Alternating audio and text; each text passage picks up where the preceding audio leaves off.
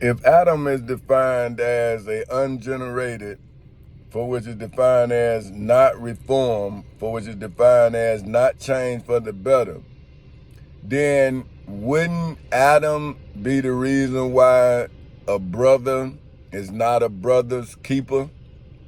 Right? Because if Adam didn't come from Genesis 1, he came from Genesis 2. And then after Genesis 2, he lost his place in the Garden of Eden because of his transgressions, right? Then would that make sense that Cain was born in Genesis 3? That's why he had to till the field. So now, any brother would be jealous of the offering of a brother. So see, therefore the family is full of venom because jealousy is inherited, right? See, because Cain inherited the anger of the serpent that then beguiled Eve. So if the spirit is a part of the child, then the child is a part of the spirit. So see, that's what I'm saying. If I would have read the Bible, then I wouldn't have done this because I wouldn't have believed in my brother.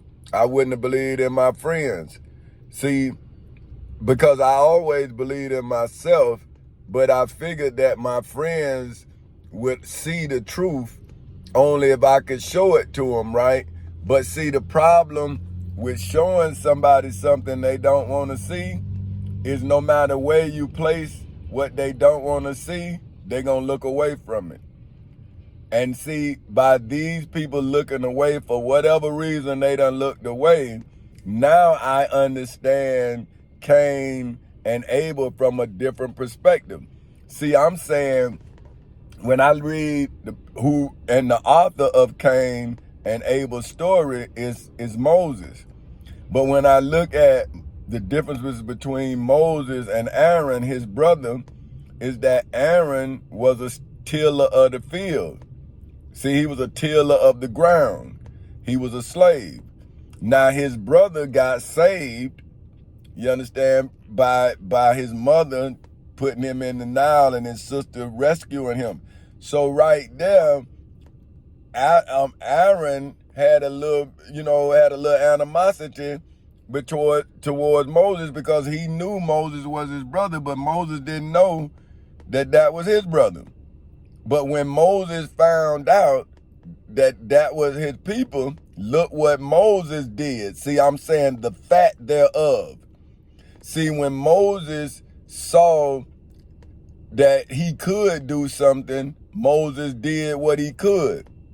Now, that caused him to have to leave his comfort zone, right? He had to leave Egypt because he killed an Egyptian for smiting an Egyptian.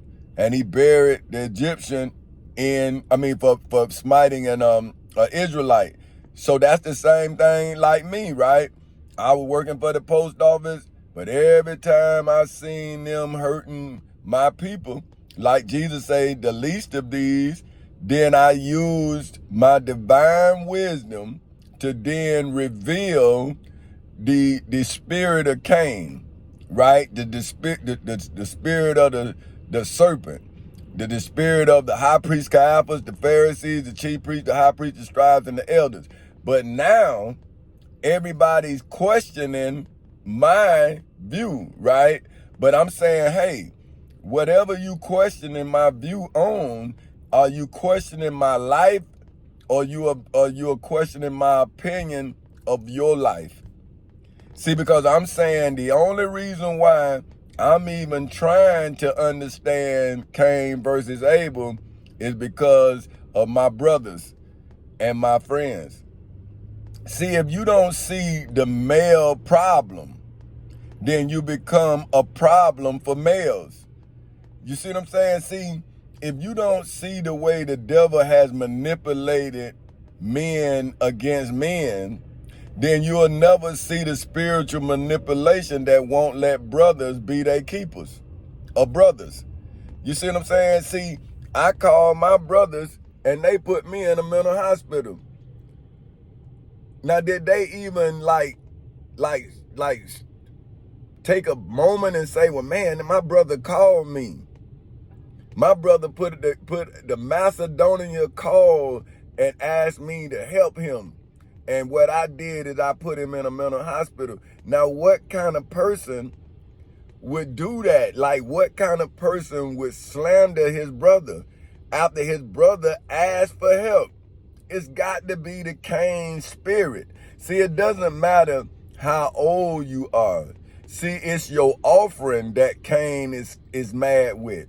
See, if he looking at his offering and then he's looking at at the abundance of your offering and he has any power over you, then he's gonna wield it. Because there's no way he's gonna let anybody, including himself, make him think you better than him, right? But you trying to get him to understand that I may not be better than you in something, but in my life, how can you be better than me?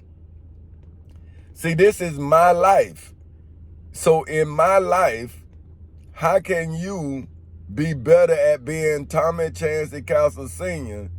than me when I'm Tommy Chancey Castle Sr.? See, that's what I've been trying to tell everybody around me, man. While y'all been serving Jesus, I've been working on myself. So when it was time for me to become something, I was already something. That's why all I had to do was then reveal who I already am.